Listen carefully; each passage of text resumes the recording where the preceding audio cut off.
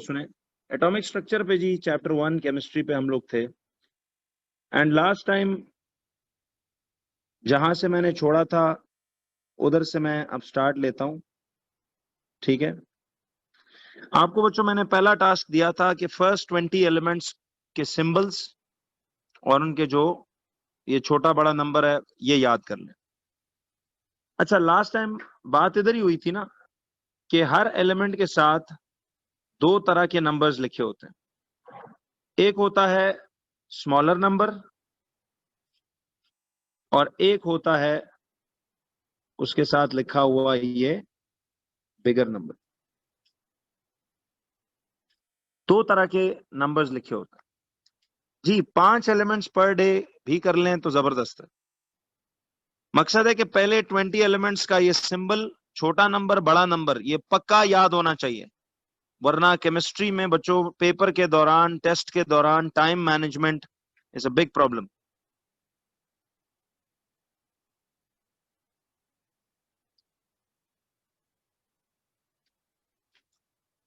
अच्छा, मैंने आपको क्या बताया था कि इस स्मॉलर नंबर को दो नामों से पुकारा जाता है। या तो इसे क्या कहते हैं, प्रोटॉन नंबर, ठीक है, you either call it proton number, या फिर इसे आप एटॉमिक नंबर कहते हो। इसके दो नाम थे जी, या तो you call it proton number या you call it atomic number, ठीक है। तो either you call it proton number या you call it atomic number. और ये जो बिगर नंबर है, ये बड़े वाला जो नंबर होता है, इसको एक नाम देते हो, बताइएगा जरा क्या नाम दिया था पहला बच्चों? खाली एटॉमिक मास नहीं, एटॉमिक मास कहना इसको खाली बिल्कुल गलत है। इसे बोलते हैं रिलेटिव एटॉमिक मास, बिल्कुल सही है। ये मैं आपको ना मोल्स के चैप्टर में बताऊंगा कि रिलेटिव इसका साथ जोड़ना क्यों जरूरी है। तो इसे या तो रिलेटिव एटॉमिक मास कहते हैं इस बड़े नंबर को, या फिर इसे और एक नाम क्या दिया था, इसे मास नंबर कहते हैं, ठीक है, मास नंबर भी इसे कह सकते हैं। या इसे एक और तीसरा नाम भी दिया था, इसे न्यूक्लियॉन नंबर भी कहा जाता है। You call this nucleon number, ठीक है। अच्छा, जिन्होंने ये चैप्टर बच्चों स्टार्ट से मिस किया हुआ है, आप परेशान मत हो। मैं इंशाल्लाह आज कल के डेट में आपको इसकी रिकॉर्डिंग्स जो हैं काफी सारी भेज दूंगा, चैप्टर 1 से अब तक की टिल डेट जो है। वो जो न्यू कमर्स थे जिन्होंने लेट ज्वाइन किया था, वो जरूर इसको सुन लें, एक दफा उसकी प्रॉपर एक डिटेलिंग कर लीजिएगा। आवाज आ रही है अब? जी सॉरी, अब आवाज आ रही है? मोमिना अब आ रही है बच्चों?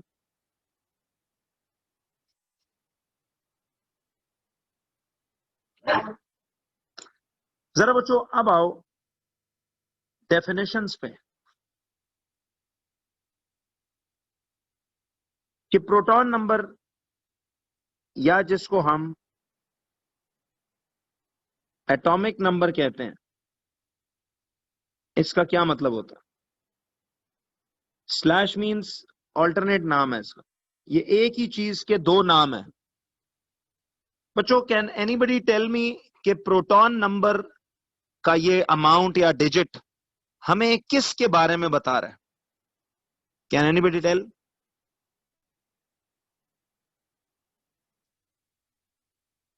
अब बच्चों एक बड़ी इंपॉर्टेंट बात आज मैं आपके साथ करने वाला हूं।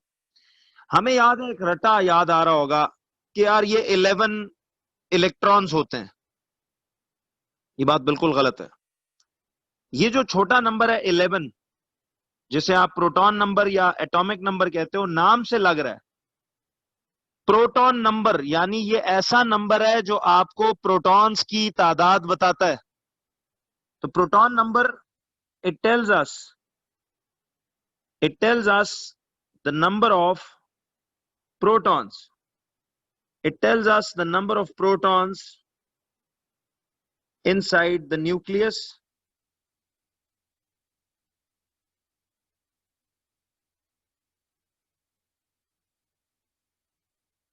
of an atom. तो प्रोटॉन नंबर क्या होता है? It tells us the number of protons inside the nucleus of an atom. तो प्रोटॉन नंबर जो है बच्चों याद रखिए, it tells us the number of protons inside the nucleus of an atom. तो प्रोटॉन नंबर हमें number of protons inside the nucleus of an atom बताता है। ठीक है जी। तो नंबर ऑफ प्रोटॉन्स ओनली, बल्कि इसके साथ क्लियर लिखें ये। आज बच्चों मैं आपका इधर भी कॉन्सेप्ट ना बड़ा जबरदस्त करने वाला हूं, ठीक है, लेकिन सुनो जरा,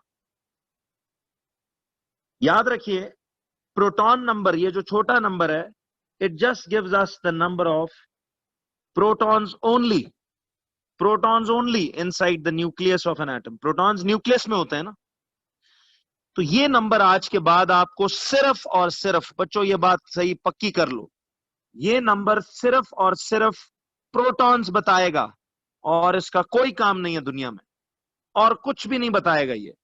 ये नंबर ऑफ प्रोटॉन्स ओनली बताएगा। तो आपको एक रटा याद आ रहा है कि आप इसको ही प्रोटॉन्स भी कहते थे, इसी तादाद को इलेक्ट्रॉन्स भी कहते थे। फिलहाल ऐसी कोई बात नहीं समझनी, मैं आपको खुद आज बिल्कुल क्रिस्टल क्लियर करूंगा इस बारे में। Remember this proton number just tells you about the number of protons in the nucleus only. It doesn't tell you anything else. क्यों जी? जी, प्रोटॉन नंबर या एटॉमिक नंबर एक ही बात है, ये दोनों इसी नंबर के दो अलग अलग नाम है, चीज एक ही है। Proton number tells us the number of protons only inside the nucleus, और कुछ नहीं बताता ये। क्लियर है? जी जी, शायद आऊंगा इस बात पे, यही तो समझ रहे हैं। तो प्रोटॉन नंबर का डेफिनेशन आपको क्लियर हुआ कि this is the number which tells us about the number of protons only inside the nucleus. It doesn't tell you anything else, इसकी और कोई ड्यूटी नहीं है। इस छोटे नंबर की, जिसे हम प्रोटॉन नंबर या एटॉमिक नंबर कहते हैं, इसकी ड्यूटी है उस एलिमेंट के न्यूक्लियस में कितने प्रोटॉन्स है वो बताना, बस ये उसकी ड्यूटी है जी। एटॉमिक नंबर इसलिए कहते हैं कि ये प्रोटॉन नंबर का ही एक ऑल्टरनेट नाम है, समझ रहे हो? जैसे हम निकनेम्स नहीं रखते लोगों के, असली नाम होता है, एक निकनेम होता है, बंदा तो एक ही है। इसी तरह ये प्रोटॉन नंबर असली नाम है, एटॉमिक नंबर समझो इसका निकनेम है।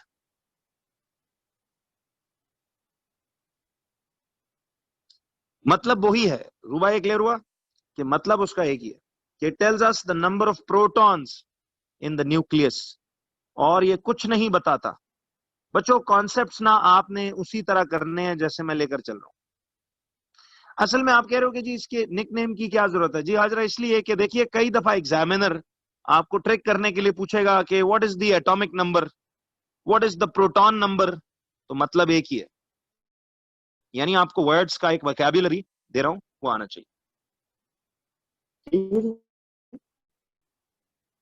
जी इंशाल्लाह शायन, और भी आगे मैंने आपको कहा ना, फिजिक्स केमिस्ट्री मैथ इंशाल्लाह आप देखिएगा, आपको मैं इतनी इन डेप्थ और इतनी इजी करके दूंगा ना कि आपको मजा आएगा पढ़ते हुए कि यार ये मुश्किल नहीं था, इसको तो सीखना चाहिए था। It will make sense to you. On top of all I will इंशाल्लाह मेक श्योर कि आपको साइंस मेक सेंस करे, यानी डेली लाइफ में ये चीजें क्या हो रही हैं, साइंस किस तरह चलती है, ये हर चीज आप देखना प्रैक्टिकली समझ के करने के काबिल हो जाओगे। तो यही असल तरीका है, ठीक है जी। जी मैं आता हूं अब बच्चों, रूबा इसको भी क्लियर करते हैं। अच्छा बच्चों, अब ये जो दूसरा नाम था, पहले तो ये तीन नाम याद कर लो, ये एक ही चीज के तीन मुख्तलिफ नाम है। ये जो बड़ा नंबर है इसको तीन मुख्तलिफ नामों से बुलाते हैं। जैसे देखिए, ये रिलेटिव एटॉमिक मास भी होता है, ये नंबर मास नंबर भी कहलाता है, ये नंबर न्यूक्लियॉन नंबर भी कहलाता है। Learn all these three names for the bigger number, learn these two names for the smaller number।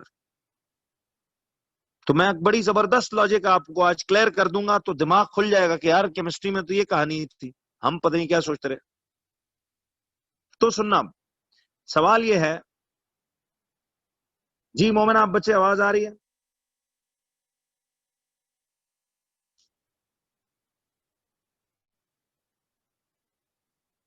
तो बच्चों आइए अब जरा इसके अगले नाम,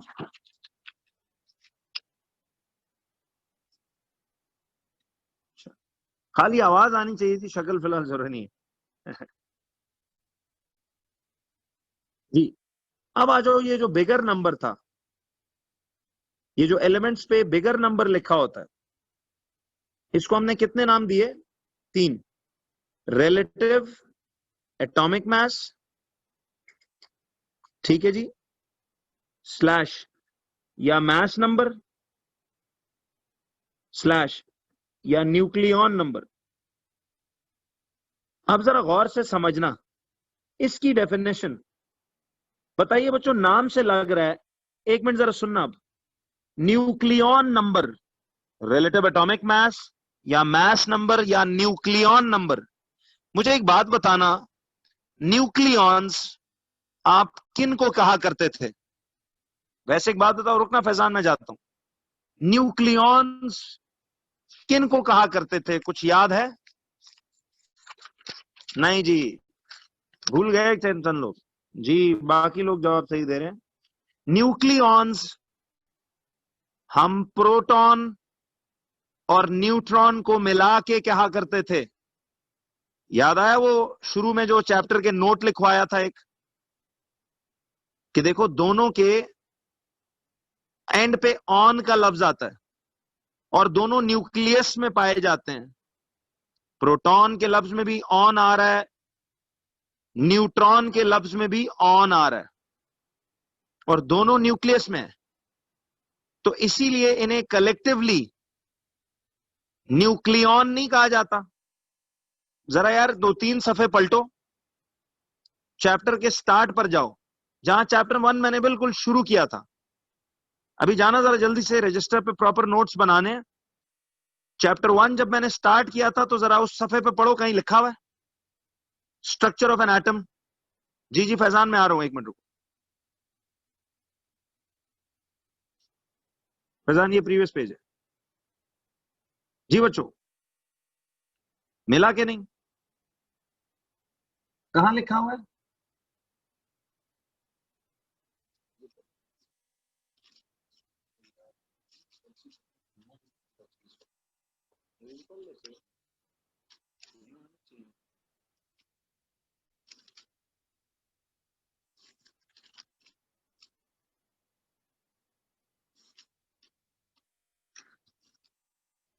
लिखी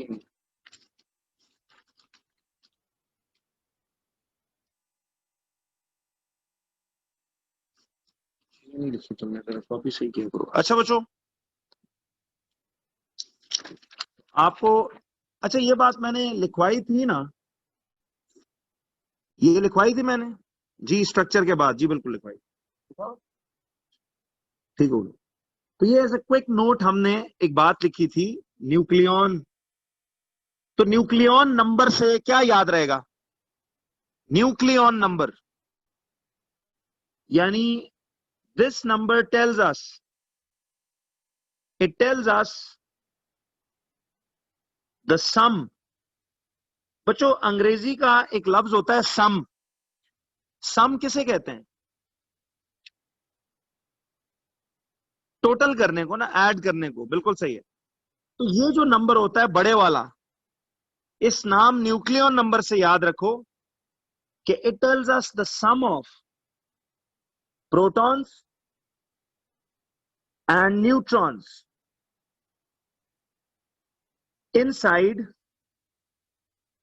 the nucleus of an atom।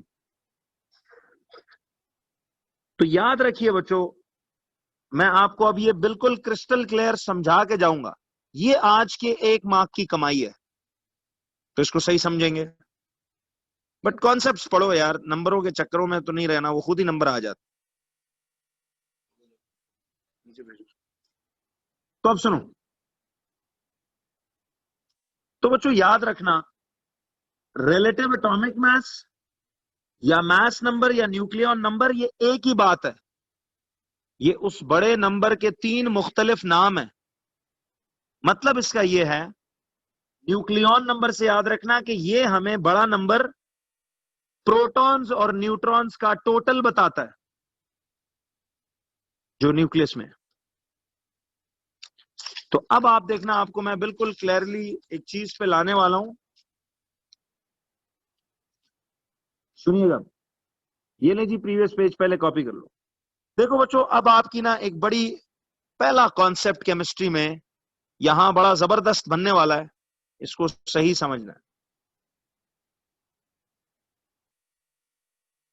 नहीं रूबा, इलेक्ट्रॉन्स की तो मैंने अभी तक बात ही नहीं की, मैं आने वाला हूं। तो देखो बात सुनो, ये जो छोटा नंबर होता है इसे प्रोटॉन नंबर या एटॉमिक नंबर कहते हैं। इस नंबर का काम सिर्फ और सिर्फ न्यूक्लियस में पड़े हुए प्रोटॉन्स के बारे में बताना है। समझ आई? ये सिर्फ प्रोटॉन्स के बारे में बताता है छोटा नंबर, और किसी चीज के बारे में नहीं। ठीक? और अब देखिए कि हमारा ये जो मास नंबर है या न्यूक्लियॉन नंबर या रिलेटिव एटॉमिक मास, ये हमें सम यानी टोटल बताता है ऑफ प्रोटॉन्स एंड न्यूट्रॉन्स, क्योंकि न्यूक्लियॉन प्रोटॉन्स एंड न्यूट्रॉन्स को मिला के न्यूक्लियॉन्स कहते हैं, और वो इनसाइड द न्यूक्लियस होता है। तो अब सुनना, आप एक नोट लिख सकते हो यहां पे। बच्चों गौर से सुनो, जी जी आ रहा हूं नूर उसी बात पे। देखिए बच्चों, आपको ये दोनों नंबर्स गौर करो, ये नंबर आपको प्रोटॉन्स ओनली के बारे में बता रहा है, ठीक?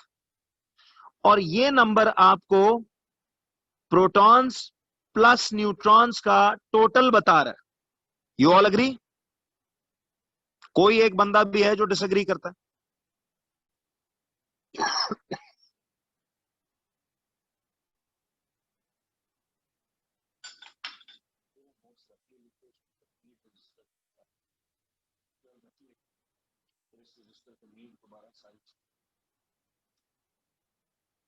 जी अब बच्चों सुनो, अच्छा कोई डिसएग्री करने वाला भी निकल आया जी, एक मिनट जरा मैं देख लूं कौन है। अच्छा डिसएग्री नहीं, ठीक होगा, चलिए समझ आ गया। अच्छा, तो अब देखो बच्चों, ये नंबर आपको प्रोटॉन्स ओनली बताता है, ये प्रोटॉन्स और न्यूट्रॉन्स का टोटल सम बताता है। मुझे एक बात बताओ, क्या इन दोनों नंबरों में से कोई भी इलेक्ट्रॉन्स के बारे में कुछ बता रहा है? जी मरियम, मैं ऐसी बात पे आने वाला हूं। नहीं बता रहा ना, अपेरेंटली तो नहीं बता रहा। तो यही बात जरा क्लियर करनी है। तो नोट ये लिखना है कि both these numbers do not tell us about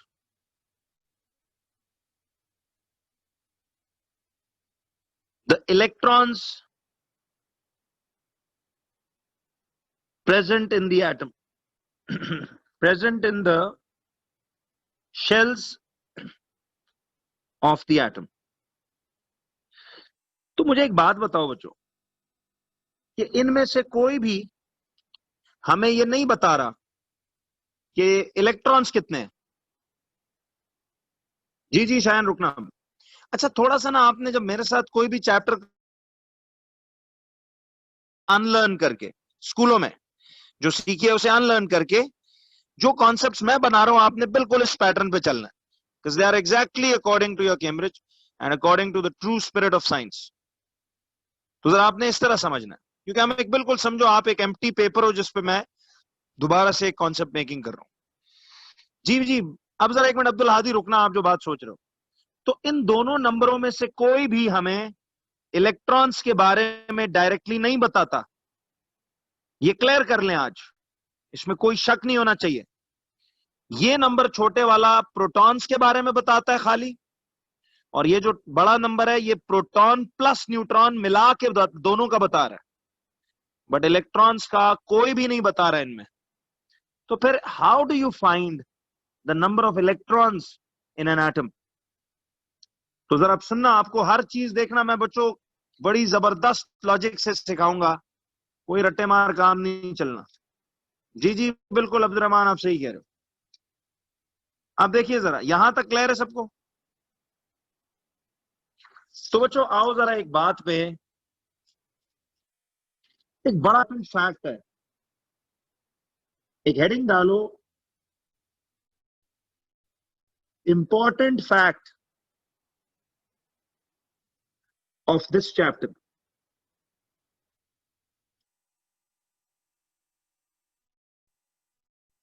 important,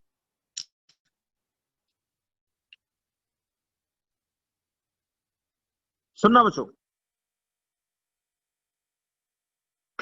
तो अब इस चैप्टर का एक बेहद इंपॉर्टेंट फैक्ट है जो मैं आपको बताना चाह रहा हूं। तो important fact of this chapter वो क्या है?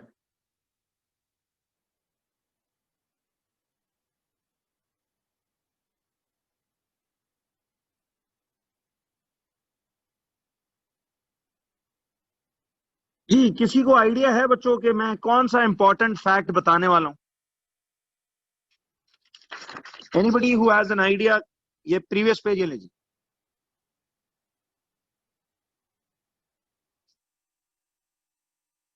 जी जी, अब देखिए आपके कान खुलेंगे, दिमाग खुलेगा, वो जो मैं कहता हूं 14 तबक रोशन होंगे कि केमिस्ट्री की असल बुनियाद में ही हम गलती करते हैं।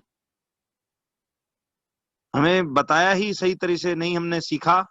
तो अब समझाने वाला हूं बच्चों बड़ी जबरदस्त एक बात, जिधर से आपका कॉन्सेप्ट जो है ना एकदम देखना बड़ा बेहतरीन बनेगा। समझा हो गया था कॉपी? जी, अब आते हैं, एक मिनट देखो, मुझे एक बात बताओ।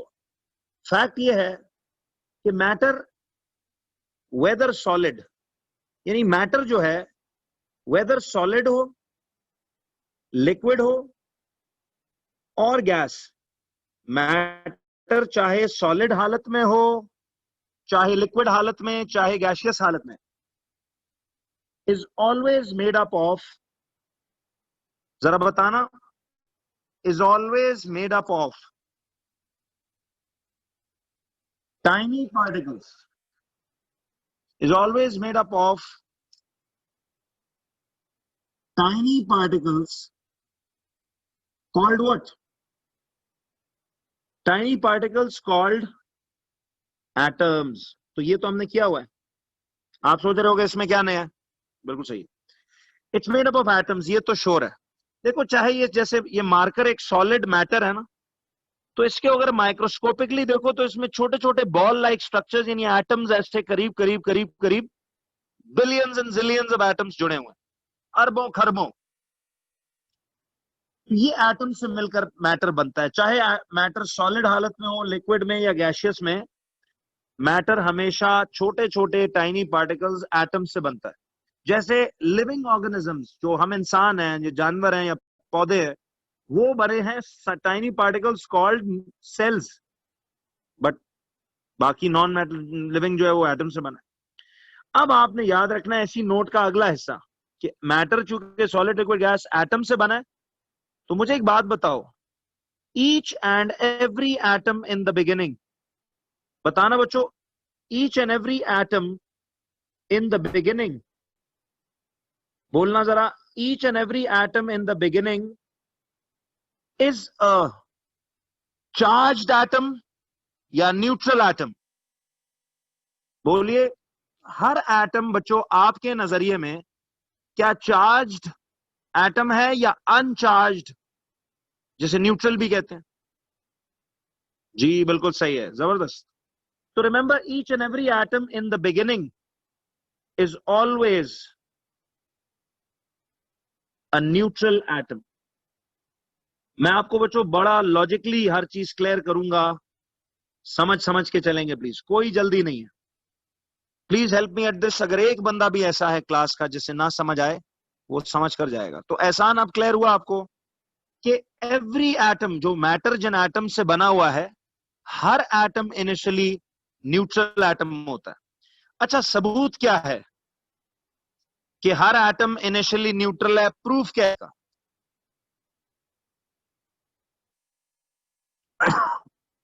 जी जी, अब प्रूफ क्या है जी? सुनो, प्रूफ इसका बड़ा आसान है, बताया भी था। कोई आइडिया है एनीबडी? अब क्लास में मैं आपकी ना बहुत इन्वॉल्वमेंट कराऊंगा, देखना थोड़ा आपको मजा आएगा यार। पूछ रहे हैं बार बार सवाल है तो बंदा जागा रहता है। जी, बिगिनिंग को छोड़ो, मुझे ये बताओ, हर एटम इनिशियली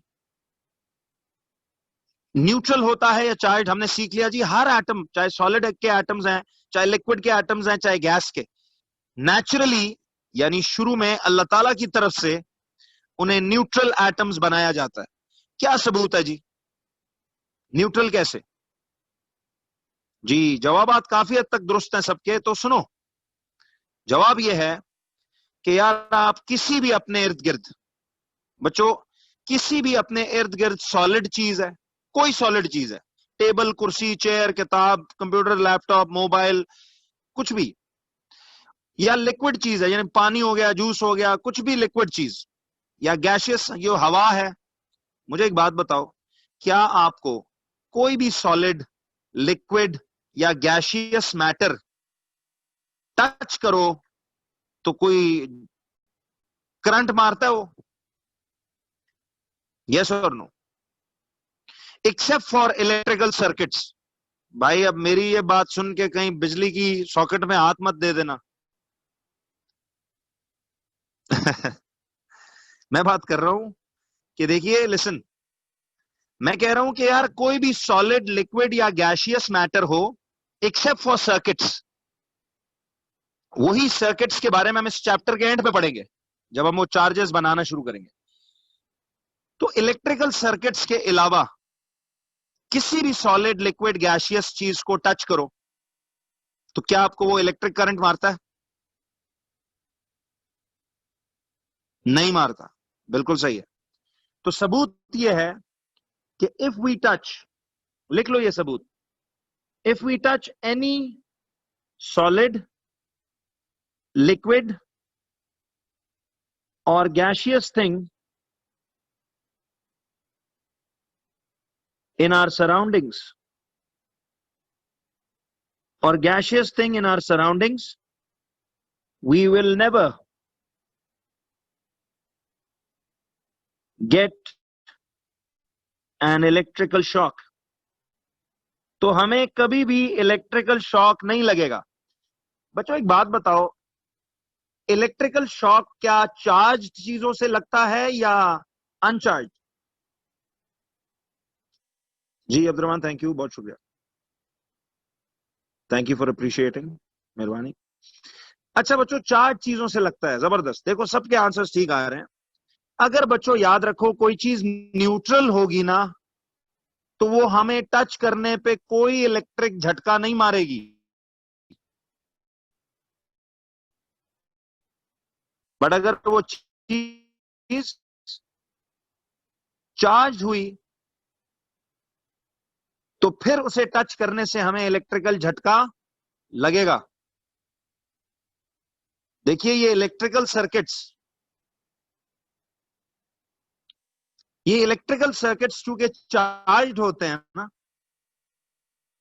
तो इसीलिए जब इन्हें टच करते हो तो उड़ा के पीछे फेंकता है कि नहीं वो आपको, या बंदा कबाब बन जाता है? दो ही काम होते हैं ना। देखिए इलेक्ट्रिक झटका, इलेक्ट्रिक शॉक ना जिंदगी में आप सबको एक एक बार लगा होगा। वैसे बताइए किस किस को जिंदगी में इलेक्ट्रिकल शॉक एक्सपीरियंस हुआ है? अच्छा 3 बार लगा है, जबरदस्त। देखिए सबके आंसर आना शुरू हो गए, टक टक टक टक जनाब, वेरी गुड। देखिए लाइफ में एक दफा इलेक्ट्रिक शॉक खाना बड़ा जरूरी है, वरना आपको आगे वो एक सेक्शन है इलेक्ट्रिसिटी एंड मैग्नेटिज्म वाला, यार वो बड़ा जबरदस्त समझाऊंगा आपको, इतना इजी करके बताऊंगा कि आपको यकीन मानिए वो प्रैक्टिकल फिजिक्स है सारी। आप खुद सर्किट्स बनाने के रियल लाइफ में काबिल हो जाएंगे, आप समझना, लॉजिक, हर चीज।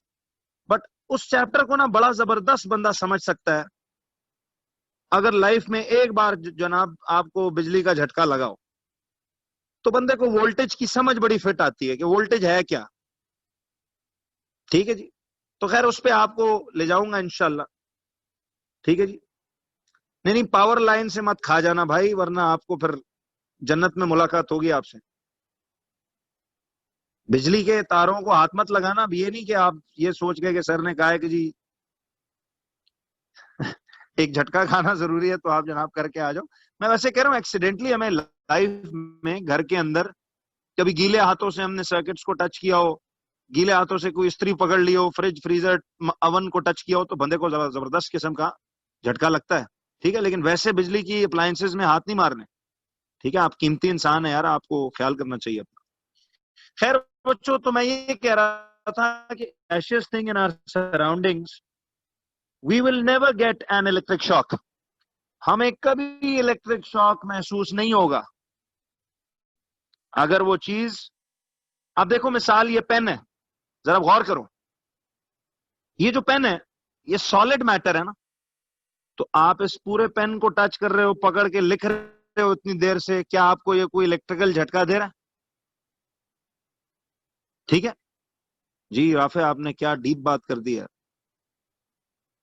राफे कहते हैं जी कि डिप्रेशन जो है hits a person worse than electric shock. बात तो ठीक है।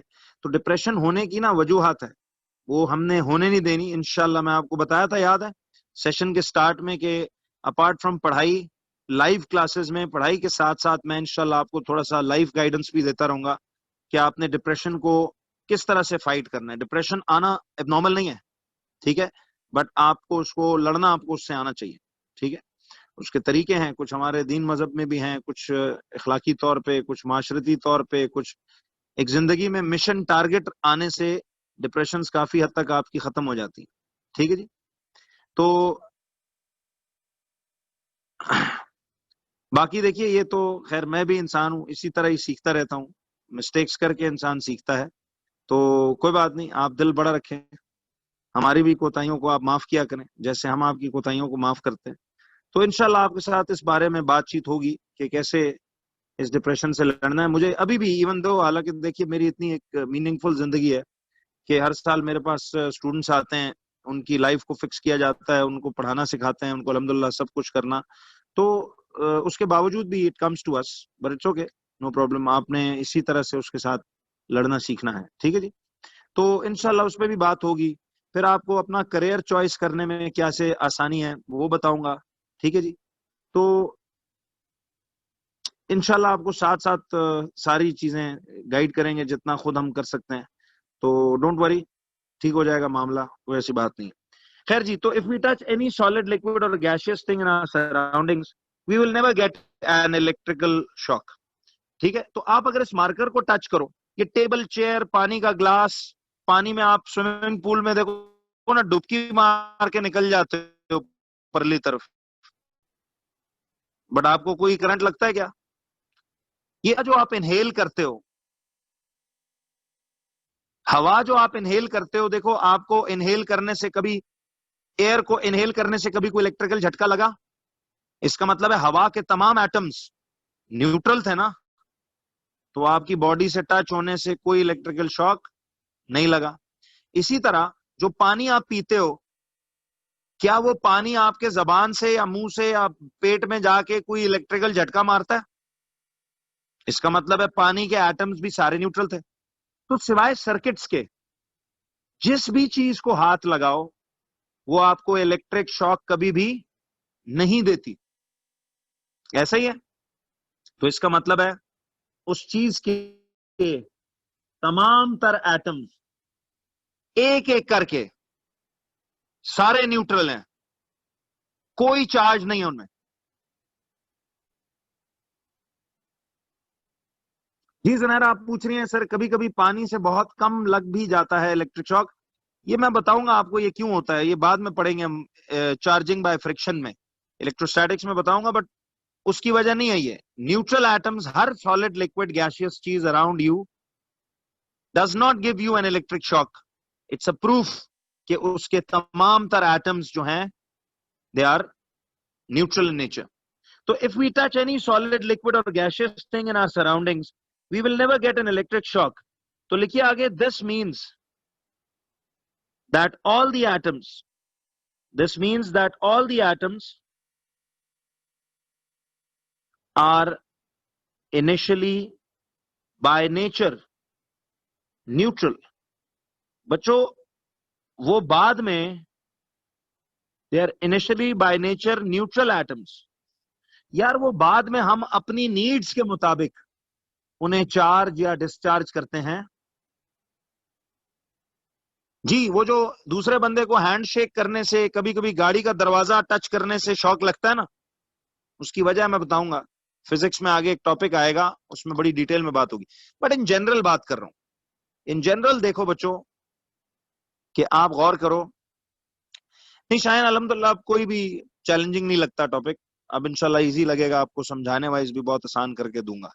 तो बच्चों बात सुनो, कोई भी सॉलिड, लिक्विड, गैसियस चीज आपके सराउंडिंग में अगर आप उसे टच करो तो आपको वो इलेक्ट्रिक शॉक नहीं देगी।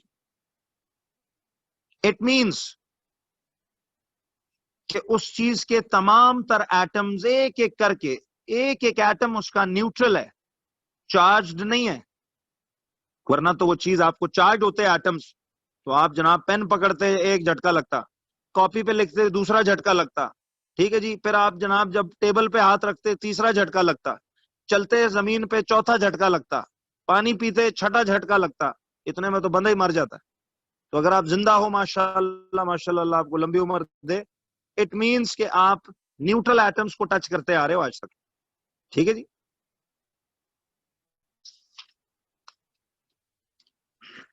जी बिल्कुल सही बात है। तो ये न्यूट्रल एटम्स हैं। अच्छा इस पेज को कॉपी करो, देखो ये बड़ी जबरदस्त बुनियाद बन रही है आपकी। अभी आपको फील नहीं हो रहा, लेकिन देखना केमिस्ट्री इंशाल्लाह आपके लिए बड़ा इंटरेस्टिंग। मुझे यार सबसे, अगर वैसे सही बताऊं, मुझे तीनों सब्जेक्ट्स बिल्कुल बहुत दिल से पसंद हैं, लेकिन अगर मैं कभी वैसे देखूं ना तो केमिस्ट्री चूंकि लोग बहुत टफ समझते हैं, तो इसको समझाते हुए ना मजा ही और है। फिजिक्स मैथ्स तो बड़ी इंशाल्लाह फिट हो जाएगी आप, बट केमिस्ट्री आप देखिएगा, आपको मैं उसमें भी इतना इजी कर दूंगा ना कि बस उसमें सिर्फ साथ साथ रेगुलर रिवीजन आपने करते जाना। देखिए अभी इस बैच में ना आपके साथ कुछ मेरे स्टूडेंट्स पुराने ऐसे बैठे हुए हैं, आई थिंक 8-10 बच्चे ऐसे होंगे जिन्होंने मेरे साथ पहला राउंड कोर्स का लगाया हुआ है बैक इन 01, 9th में जब वो थे, अभी तो फाइनल ईयर में 8th में जब वो थे, तो उनको ये बात पता है कि मैं किस तरह काम को इतना इजी करके समझाता हूँ। तो इंशाल्लाह आपको बहुत आसानी होगी, तो तसल्ली रखो। अच्छा बच्चों अब आ जाओ जरा कि अगर एटम न्यूट्रल होंगे, मुझे एक बात बताओ, न्यूट्रल एटम, जरा गौर से देखिएगा, ये जो न्यूट्रल एटम होता है, जरा सुनना, देखिए न्यूट्रल एटम जो होता है,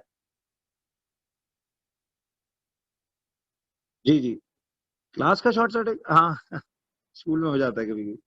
बच्चों बात सुनो, अब एक लास्ट बात आज की मुझे बताओ, फिर इसको नेक्स्ट क्लास में प्रॉपर कंटिन्यू करेंगे। देखो इस तरह 1 मार्क रोज कमाना है।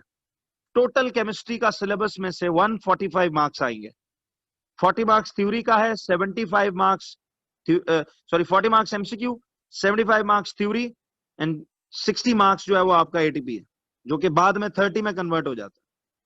तो मुझे एक बात बताओ, कोई भी एटम अगर न्यूट्रल होगा, बच्चों कोई भी एटम अगर न्यूट्रल होगा तो उसके न्यूक्लियस में जितने प्रोटॉन्स हैं, नंबर ऑफ प्रोटॉन्स, ये बात मैं प्रॉपर इलैबोरेट करूंगा, जरा पहले समझो।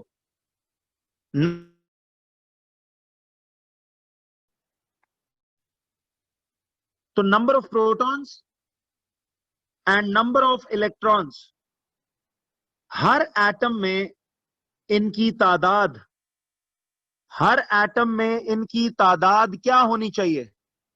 बराबर होनी चाहिए या अनइक्वल? बताइए बच्चों, सब अपना अपना रिस्पॉन्स दें। जी हम इस पे बहुत डिटेल में बात होगी कि एटम्स चार्ज कैसे होते हैं, ये इस चैप्टर का लास्ट सेक्शन ही है जो बड़ा स्ट्रॉन्ग करके समझाऊंगा।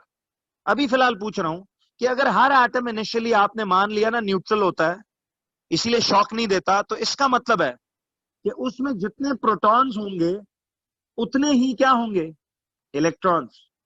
यानी देखो बच्चों, उसमें जितने नंबर ऑफ प्रोटॉन्स, कैसा चार्ज होता है, उसमें जितने पॉजिटिव चार्जेस होंगे, उसमें जितने नंबर ऑफ पॉजिटिव चार्जेस होंगे, बताना उतने ही नंबर ऑफ नेगेटिव चार्जेस भी होंगे या नहीं, ताकि वो एक दूसरे के इफेक्ट को, ताकि वो एक दूसरे के चार्ज या इफेक्ट को क्या कर दें।